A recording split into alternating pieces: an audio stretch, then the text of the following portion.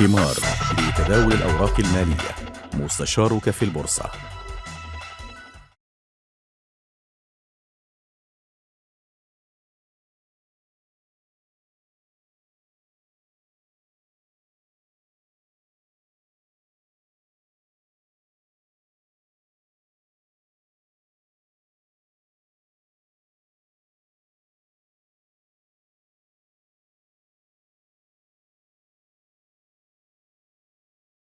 عليكم. بداية هنحاول برضه نتكلم نظرة سريعة على الأسواق العالمية. النهار امبارح أو لسه حالا السوق الصيني قافل على انخفاضات حوالي ارتفاع 1%. ال 1% الارتفاع ده جاي بعد هبوط متتالي تقريبا 11% في جلستين. نزول عنيف كده. معاه تصريح من وزير الصناعة بيتكلم الصيني طبعا بيتكلم عن احتمالية انخفاض الصادرات في الشهور المقبلة. البيان ده بالتحديد هو البيان اللي خلى الصين لما طلع خلى الصين تخفض قيمة اليوان وتبتدي تعمل الدربكة اللي حصلت لمدة 3 أيام أو الأسبوع اللي فات في معظم أسواق العالم. فنخلي بالنا البيان ده كل ما هيطلع كل ما هنبقى مهتمين شوية بيه.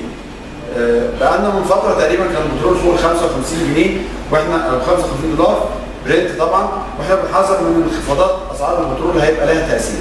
التحليل ده ما كانش عندنا احنا بس، عن جهات تانية كتير، منها كمان بعض الدول العربية اللي طبعا الاسواق بتاعتهم مرتبطة بشكل كبير قوي باسعار خام برنت. امبارح كان في نزول سريع وعنيف في بعض الاسواق، على راسها واللي بنراقبه قبل اي سوق تاني في المنطقه العربيه في الفتره دي السوق السعودي. كان في وقت نزول الجلسه تقريبا قبل ما احنا نقفل بحوالي نص ساعه كان نازل 4.5%، لكن في قوه شرائيه او في دعم كبير دخل في السوق، تدفق نقدي دخل في السوق قدر يقلص الانخفاضات دي لحد 2.8%. برضه هنفضل متابعين السوق السعودي وبعد سوق دبي بشكل كبير. سوق دبي فتح على صعود النهارده وبعدين نزل تقريبا حوالي 7%. اعتقد ان السوق السعودي هو اللي هيحرك سوق دبي، يا اما يخليه يرد مع فتحته يبتدي يرد فوق او يكمل هبوط، والاثنين هيبقى عليهم تاثير عندنا. محدش يربط تاثير السوق السعودي فقط ان احنا هنلاقي مبيعات عرب، احنا هنلاقي مبيعات عرب عند مستوى معين. لما يحصل حاجات معينه عندهم زي الحاجات كمان في اسعار البترول هنلاقي بيع العرب يظهر هنا. لحد دلوقتي هو لسه ما ظهرش، لان البيع في الغالب بيبقى مؤسسات مصريه. عندنا ظاهر امبارح بس صافي شراء مؤسسات مصريه بس في صفقات، فمش عارفين نحكم مين بالظبط اللي كان طالع شراء. حاجه سريعه ان احنا في الفتره الجايه متوقعين انخفاض اسعار الطاقه عالميا، يعني اسعار البترول اللي واقف عليها دي احنا شايفين انها تنزل. في مؤشرات ثانيه معظم الطاقه، يعني في عندي خبر النهارده ان سعر الفحم بيتراجع لادنى مستوى من 12 سنه. البترول الخام الخفيف بتاع امريكا عند ادنى مستوى من 6 سنين، برنت بيقرب على ادنى مستوى من 6 سنين برضه. ففي الغالب ان اسعار الطاقه مع التغيرات اللي حصلت في العالم كلها تتراجع، وفي الغالب هيبقى في تاثير سلبي على اسواق الخليج. وفي الغالب التاثير ده خلال الفتره القصيره اللي جايه من شهرين ل3 هيبقى عندنا تاثير بسبب الموضوع ده. محتاجين عندنا تدفق سيوله، محتاجين اخبار جوهريه مهمه سواء على المستوى السياسي سواء على المستوى الاقتصادي. الاقتصادي احنا تقريبا كده شطبنا معظم اللي عندنا، محتاجين حاجات جديده خالص. سياسيا اول خبر ننتظره هيبقى انتخابات مجلس الشعب، شكل جدول شكل مراحل ياخدوها. وكان في خبر ضمنيا جيد ان اترفض اي طعون معموله على الوليد بن طلال فيما يخص مشروع توشكا، وده استند عليه اول قرار يطلع من المحكمه يستند على قانون منع الطعن غير الجهتين المتعاقده والحكومه. يعني مش واحد من بره يخش يطعن، ده هيعمل نوع من انواع الاستقرار. بس نخلي بالنا ان ده منظور قدام الدستوريه، يعني ممكن القانون نفسه يتلغى. طبعا التداول في الماركت حذرين جدا، الشورت تيرم بلاش 100% بوزيشن دلوقتي خالص، حتى وان كان ممكن يكون في تريده قصيره ما تعملهاش ب 100% من المحفظه. توقيع عقود نهائيه مع ثمن بنوك لتمويل مستحقات البترول الاسبوع المقبل. شق كيد سحب كامل القرض دفعه واحده بحوالي 7.5 مليار جنيه. رئيس الوزراء بيرفض تحويل ضرائب لهيئه مستقله، ده خلاف بسبب عاوزين يوجدوا ثغره كده او حاجه يعرفوا يفلتوا منها من قانون الخدمه المدنيه. ونظام حوافز مرتبط بالاجر الوظيفي، ده برضه شيء يخص القانون. خبر مهم على مسؤوليه جريده المال، هو جاي كده بنص في جريده المال، ممكن يبقى عندنا بعض التحفظ عليه لكن هو موجود. البريد تعيد هيكله استثماراتها بنحو 3 مليار جنيه في عمليات تتضمن تسجيل وثائق مملوكه لصناديق لها بالبورصه. يعني البريد عندها حوالي 150 مليار تقريبا محافظ، عايزه تسيل منهم 3 مليار. ال 3 مليار دول وثيقه يعني فيها كوليكشن كده من الاسهم، لما تعوز تسيلها بتخش الشركات اللي بتدير المحفظه تخش تبيع الاسهم عشان تجيب ثمن الوثيقه وتديها فلوسها. فطبعا ده لوحده يسبب ضغوط كبيره على السوق. لما تخش تقرا تفاصيل الخبر تلاقيه شويه متناقض، لان هو بيقول بعد كده ان لا احنا البريد بيقول احنا عملنا اعاده هيكله وادينا المحافظ ل6 شركات وهم يعملوا اللي يعملوه واحنا هنحاسبهم اخر الفتره. مالناش علاقه بفكره تسييل او غير تسييل، لكن العنوان زي ما انا قلته كده بالظبط. وتغيير اداره، هو اداره 6 شركات فعلا جداد هم اللي استلموا اداره المحافظ. اخبار الشركات، الهيئه لا تمنع في سير شركه بورتو القابضه المنقسمه في اجراءات اصدار اسهم راسمالها. ده خبر نزل بعد الجلسه امبارح، كان معروف اثناء الجلسه ان في بيان هينزل على عامل.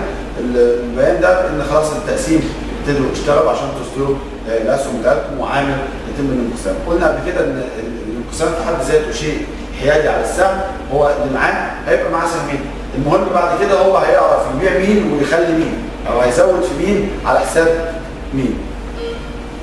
طبعا نفسيا، لا نفسيا ممكن يكون له تاثير ايجابي. طبقا لرويترز حاله ان السجون الشرطون المصريه للنيابه العامه بتهمه الممارسات الاحتكاريه في حاله صدور حكم على المجموعه ستفرض غرامه تصل الى 300 مليون جنيه. ده الخبر انتشر في رويترز امبارح ومنها اتنقلت لكل المواقع الاقتصاديه.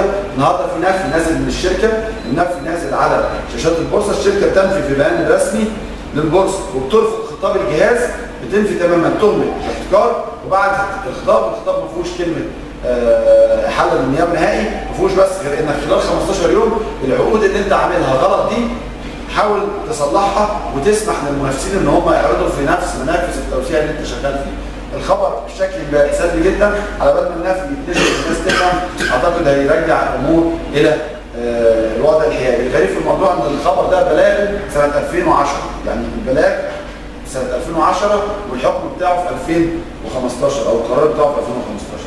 ايه تنتهي الاختبارات التجريبيه لانتاج سوفالدي المصري بتاع الادويه جيد لكن مفيش سيوله مطلقه. المصريه الكويتيه تشتري حصه اجنبيه في نات جاز. القبضه تعتمد على التمويل الذاتي لاسترداد 113 مليون جنيه. ما عندناش تفاصيل اكتر من كده. الحكومه تؤجل تنفيذ تعاقدات نقل محاولات ومعدات مع ترانس. كان في عقد ما بين الحكومه والشركه ان عندها مشروعات هتنقل المحاولات دي خلال النص ده من السنه بحوالي 5 مليون، اتاجل كله من الحكومه للسنه الجايه، يبقى في تاثير سلبي على حجم الايرادات. وان كان معدل النمو بتاع ترانس يجعلها افضل شركه موجوده داخل قطاع الخدمات اللوجستيه والنقل. اخر خبر، شمال افريقيا تبحث 3 بدائل استثماريه للطميه ميديكال سنتر. الطميه ميديكال سنتر ده المستشفى اللي كان بيقول انا هبيعها ب 50 مليون دولار، دلوقتي بيقول انا عندي 3 بدائل، يا اما ان شاء الله لو لقيت لها بيع ابيعها، يا اما اجيب شريك ليا ونحاول نشغلها، يا اما نخليها عندنا ونجيب اداره ليها وتفضل في ملكيتنا. ده ان دل على شيء ان هو اصلا ما عندوش البيان او الحاجه اللي قالها قبل كده واتعمل عليها الطلوع الكبير قوي في الشركه المره اللي فاتت. السلام عليكم.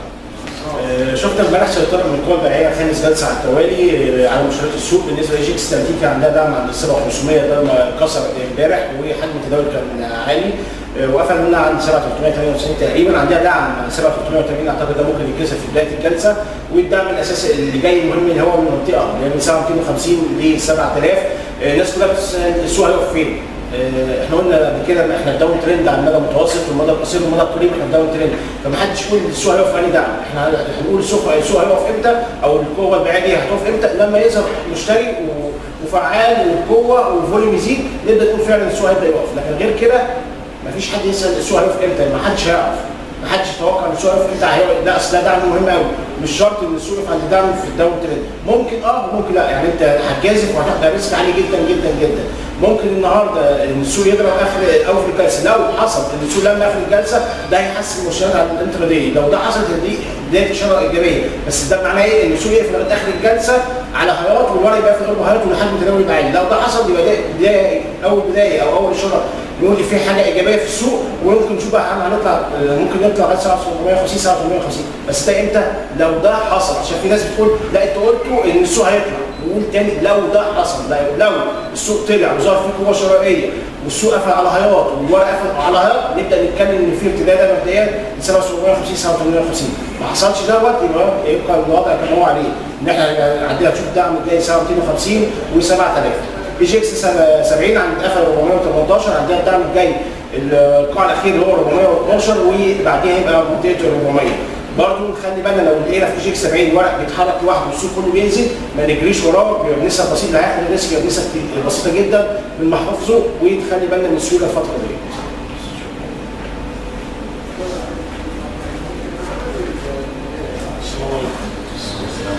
نلاحظ في الفترة ديت ان الناس بتعالج نفسها، الناس بتحاول تخسر بالعافية.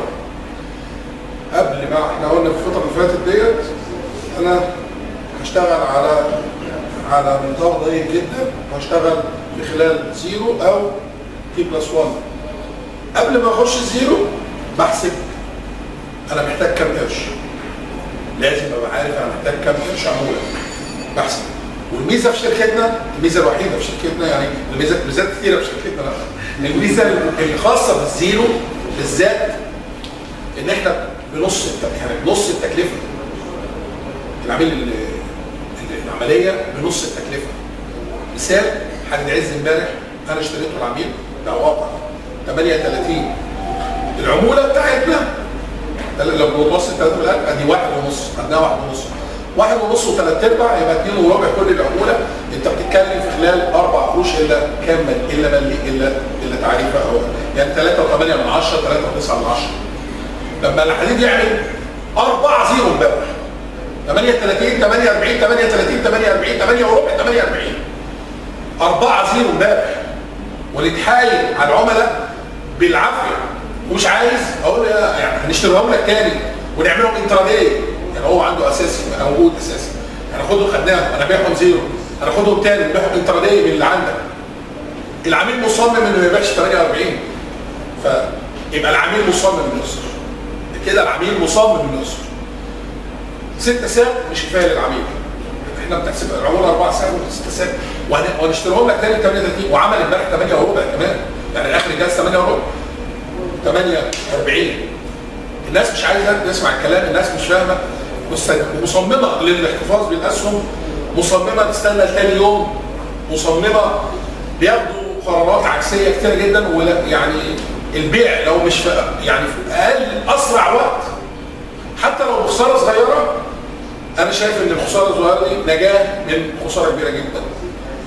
وامثله كتير قوي كانت امبارح، والتي+1 يشهد على كده.